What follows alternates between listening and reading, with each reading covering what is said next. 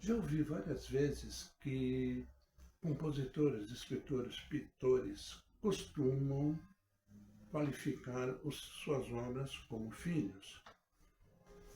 Dentro disso, eu posso considerar esses dois meus filhos gêmeos, não idênticos, fraternos.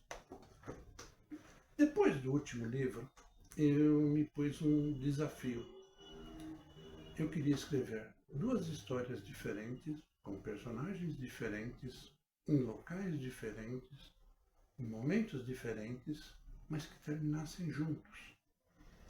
Isso meio que saiu fora do controle quando apareceu uma criança de rua, um órfão, sei lá eu do que acabou entrando para a família, complicando tudo, fazendo encurtar caminhos, mas isso é história para a próxima vídeo. Eu não gosto muito de criar cidades fictícias, né? Pelo contrário, eu prefiro localizar as minhas histórias em locais por onde eu já passei. Ou eu vivi algum determinado tempo, ou eu fui de viagem por algum momento, ou simplesmente de passagem, só para uma reunião, um bate e volta, alguma coisa assim. Então, quase todas as minhas histórias, com exceção de uma, falam isso. São desse jeito, né? A ideia por trás desse livro era um drama que envolvessem como se fosse uma saga de uma família. Eu focalizei no interior, lembrando do meu tempo de criança, adolescente, aquele jovem porra louca sem noção do perigo. Quando a gente ia para fazendas no interior de São Paulo, eu meio que largava a família e corria lá para o pessoal que trabalhava nas fazendas, normalmente tinha alguém da minha idade ou próximo, né? E eu fazia amizade com essas pessoas. E eu tentava migrar para o ritmo de vida deles, mesmo sem ter experiência, né? E não ser habituado àquilo. Então, tinha um garotinho, não lembro mais o nome dele, ele montava no cavalo a pelo e saía galopando para todos os locais do sítio. E eu meio que, bumba, montava no cavalo a pelo também e saía galopando atrás do cara como se eu fosse o maior cavaleiro do mundo, né? Hoje em dia eu não faria isso, porque hoje eu já aprendi muito sobre os cavalos. Então, estou um pouco mais reservado quanto a isso. Esse livro está focado no interior de São Paulo,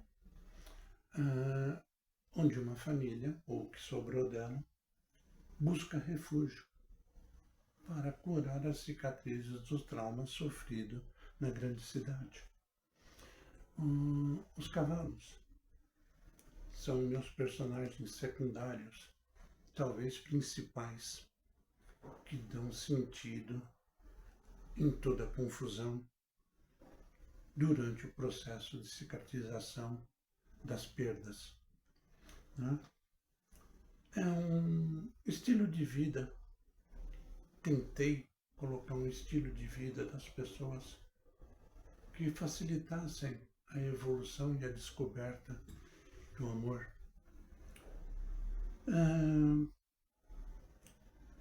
Muitas tragédias pessoais e vários romances dentro de um romance, né?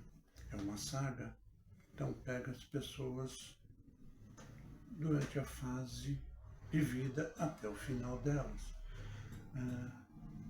Não tem um final feliz. Eu não gosto de romances com final feliz, porque a vida não é um final feliz. Todos nós estamos caminhando para os últimos dias, né?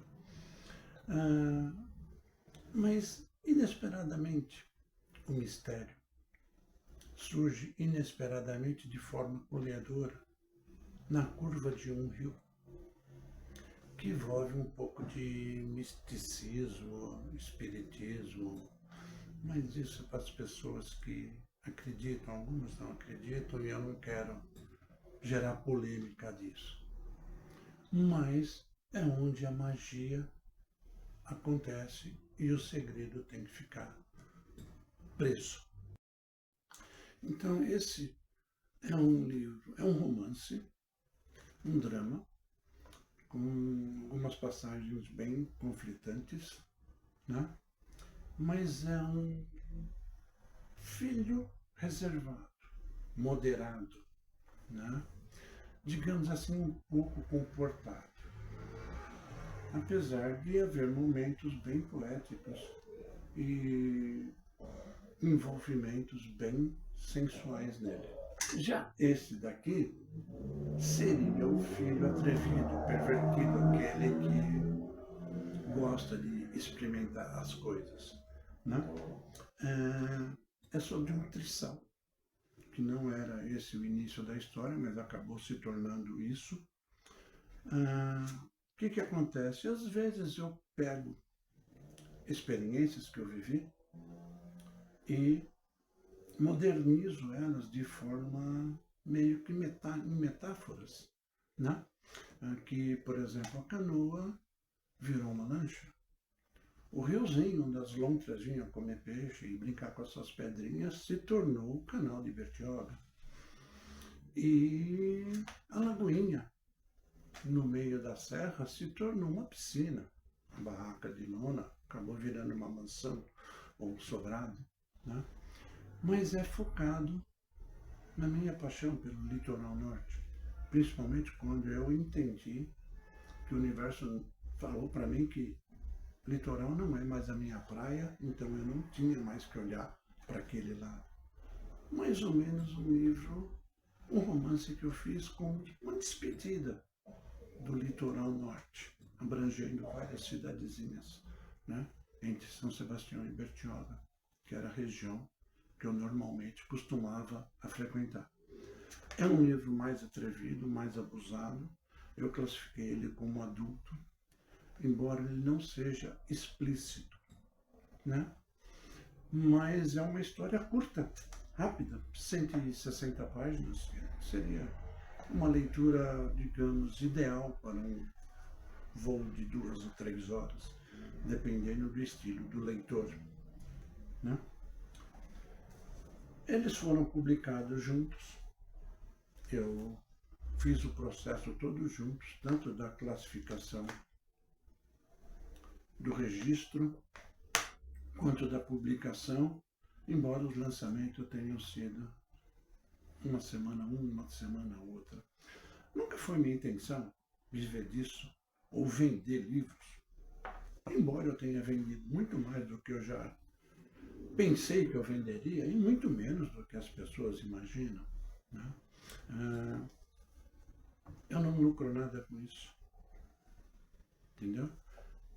É algo que eu faço como desenvolvimento emocional, mental e manter a mente ativa.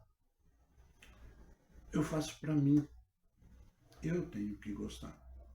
E normalmente eu dou de presente para as pessoas, né?